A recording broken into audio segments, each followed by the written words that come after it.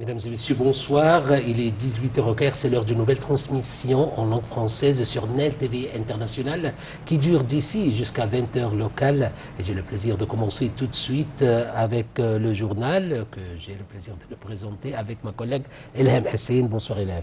Bonsoir Chérif, bonsoir tout le monde. On va commencer tout de suite comme d'habitude par les principaux titres de l'actualité.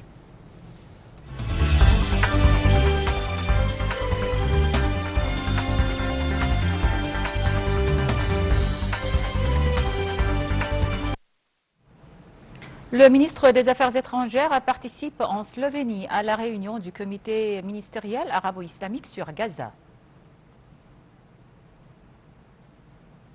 2 Palestiniens tués par des tirs des forces de l'occupation israélienne au nord de Gaza.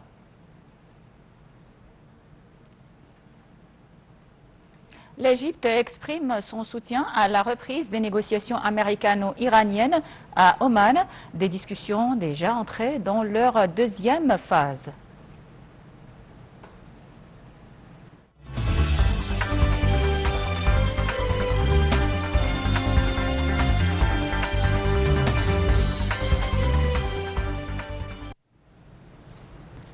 À la une de nos actualités, le ministre des Affaires étrangères, Badr Abdelghati, a participé vendredi à la réunion du comité ministériel arabo-islamique sur Gaza, tenue dans la capitale slovène, Ljubljana. Cette réunion s'est déroulée à l'invitation de la vice-première ministre et ministre des Affaires étrangères de la Slovénie. Tout de suite le point. Lors de sa participation vendredi à la réunion du comité ministériel arabo-islamique tenue à la capitale slovène, le ministre des Affaires étrangères Badr Abdelghati a salué les positions honorables adoptées par la Slovénie en faveur du peuple palestinien et de ses droits légitimes, notamment sa reconnaissance de l'État de Palestine et sa constance au sein des instances internationales. Il a ajouté le soutien total de l'Égypte au peuple palestinien et à ses droits légitimes et inébranlable, surtout son droit à l'autodétermination et la création d'un État indépendant sur les frontières du 4 juin 1967 avec Jérusalem-Est pour capitale. Il a insisté sur la nécessité de parvenir à un règlement global et juste conforme au droit international et à la solution à 2 États, soulignant l'importance de préserver l'unité du territoire palestinien, d'assurer la continuité géographique et démographique entre la bande de Gaza et la Cisjordanie et de rejeter catégoriquement toute tentative de division de la bande de Gaza. Abdelghati a affirmé le plein soutien de l'Égypte au travail du Comité national pour la gestion de la bande de Gaza présidé par Ali Shas, soulignant l'importance du rôle qui lui est confié dans la gestion des affaires quotidiennes des habitants de la bande de Gaza et la satisfaction de leurs besoins fondamentaux durant la phase de transition. Il a également insisté sur l'importance de maintenir l'acheminement de l'aide humanitaire et de secours vers la bande de Gaza et de constituer et déployer une force internationale de stabilisation chargée de surveiller le cessez-le-feu. Abdelghati a de même souligné l'importance majeure de parvenir à un règlement pacifique et consensuel entre les États-Unis et l'Iran qui prennent en compte les préoccupations de toutes les parties, fondé sur le respect mutuel et l'intérêt partagé, contribuant ainsi à éloigner le spectre d'une guerre dans la région. Par ailleurs, le ministre des Affaires étrangères a eu un appel téléphonique avec son homologue britannique, Yvette Cooper. L'appel a abordé les efforts de l'Égypte visant à contenir l'escalade dans la région et à apaiser les tensions.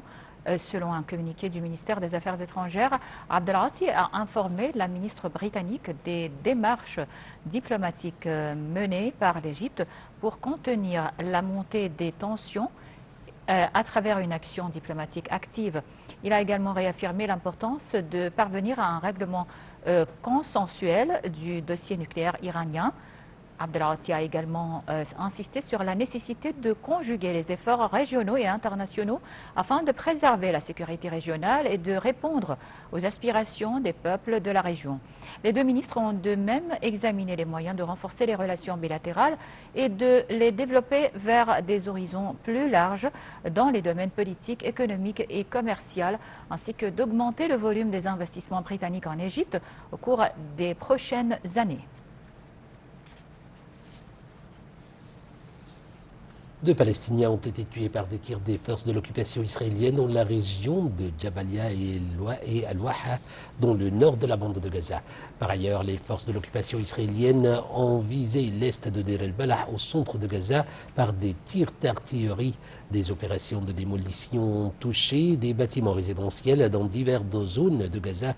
Parallèlement, les hélicoptères de l'aviation israélienne ont repris leur survol, en même temps que des bombardements et des tirs israéliens provenant des véhicules militaires déployés dans cette zone.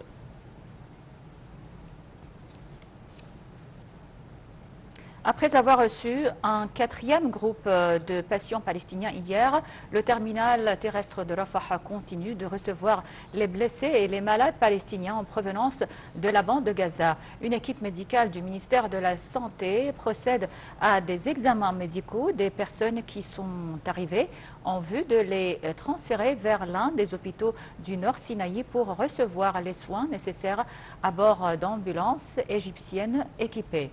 Cela intervient après que les malades palestiniens ont requis des vaccinations et ont été placés en quarantaine médicale réglementaire.